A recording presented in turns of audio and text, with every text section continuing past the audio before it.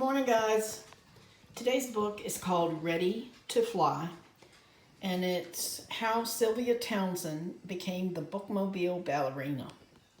It's written by Lyon and LaFaye, forward by Sylvia Townsend, who the book is written about, and illustrated by Jessica Gibson. And this first part I'm going to read you is written by the lady this book is about, the ballerina, Sylvia Townsend. A note on hopes and dreams. I believe every child is born with gifts. As a child, my gifts were reading, dancing, and singing, which all helped me teach myself the basics of ballet from instruction books I found in the Bookmobile. Even with these gifts, I grew up very poor and didn't have a lot of money or resources available to me. Luckily, my parents, who were rich in other ways, would give me words of encouragement and showed me their support. My father went as far as surprising me with a pair of ballet shoes from a secondhand store. My parents helped me pursue my dreams of becoming a ballerina and opening my own school of dance. I hope every parent will pay close attention to their children. I hope parents will be ready to help children become the best versions of themselves, whether they want to sing, dance, or act, or become an athlete, scientist, or doctor.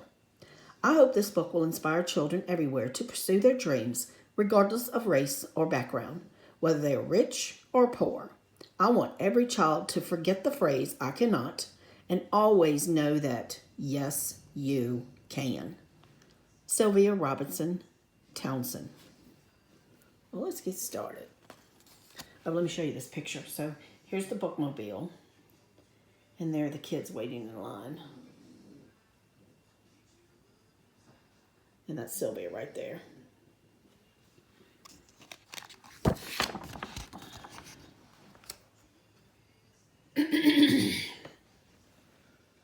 Born with a beat in my feet, I jive to Daddy's jazz and sway to Mama's symphonies. As musical notes start to float, I rise to my toes, ready to fly.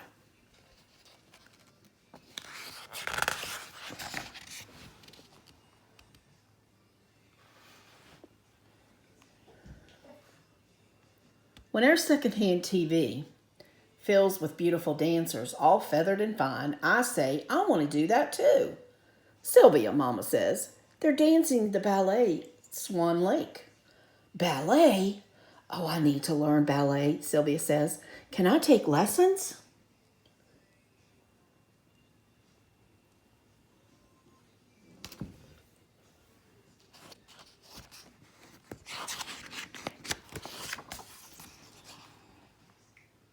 I want to leap and twirl and do palets till I dance in real ballets. But Daddy says, sorry, baby, lessons don't come free.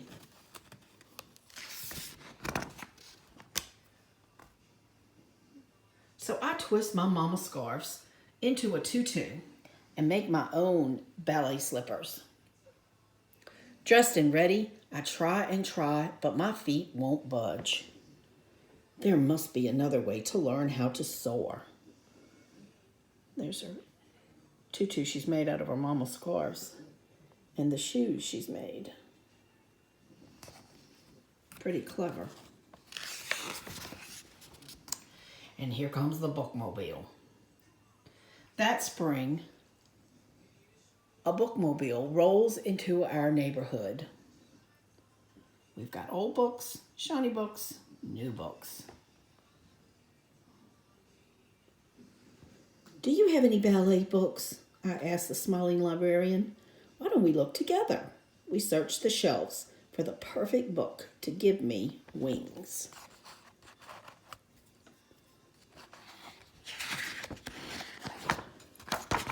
Whoops, sorry.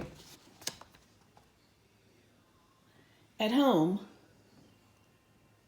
hold on, let me get my camera right. At home, I began reading, building my own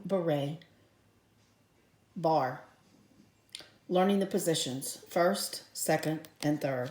Can you tell I took Spanish and not French? Each month, a new book adds to my routine. jeté, pirouette, and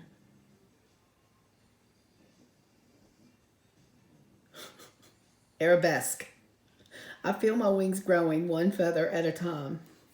I apologize sincerely for my lack of French. One day I'll be a flying ballerina too. Arabesque, arabesque.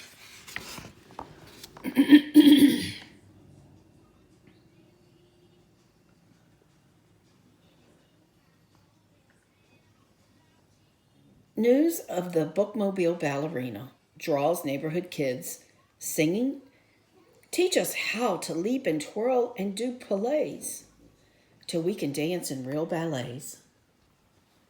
Out on the stoop, I show them my swan-like strides and my rising relieves. I'm the one giving the lessons now.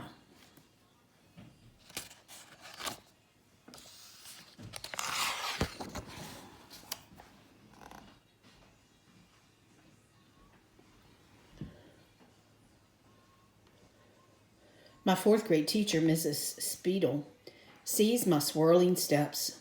Any girl who can dance like that needs real lessons to reach for the sky, she says, and offers to pay my way. Mama, Mrs. Speedle, and I set off to see some ballet schools. But the first school says, too full. Second, school 2 says, no room. School 3 whispers, it just can't be, letting the real reason slip. Ballet is for white girls. Is ballet not for girls like me? Oh, that makes me furious. But it was true back when she was a child. Things really were that way. Sad, but true. Those words pluck the feathers from my wings. Look at her sad little face. My dancing feet don't feel the beat. My tutu goes back to being Mama's scarves. I tuck away my slippers and tell the librarian I won't need any more books.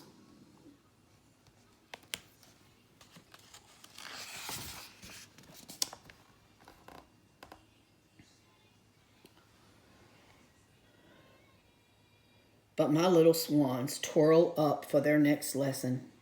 They still want to fly. Who else will show them if I don't? Lesson by lesson, we grow more feathers until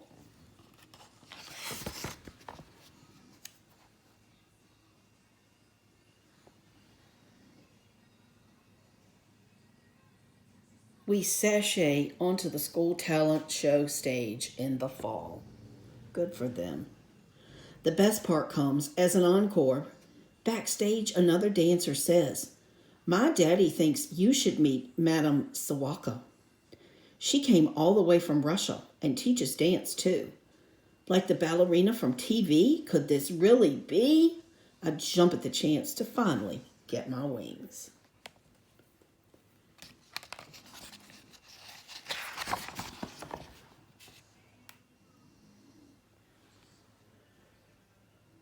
When the day of the audition arrives, I soar through the studio door.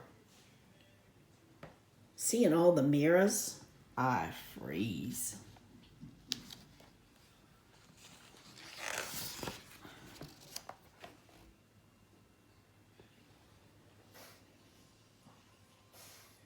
But the music starts to float, and so do I.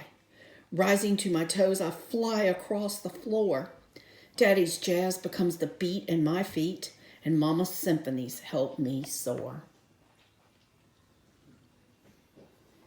As the last notes fade away, I float into reverence.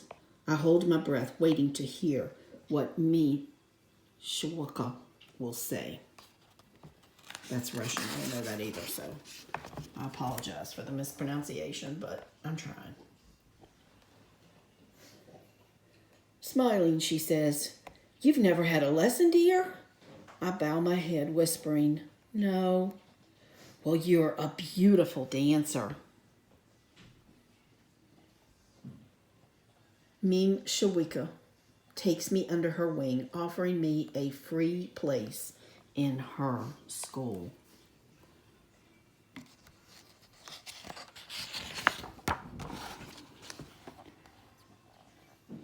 Every book, every beat, every practice at the bar has brought me to this day. All feathered and fine, I am a ballerina who can leap and twirl and do palets and loves to dance in real ballets.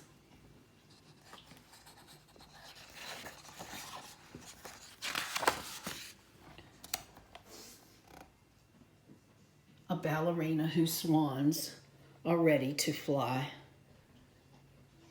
Sylvia's Art of Ballet School of Dance. How cool is that?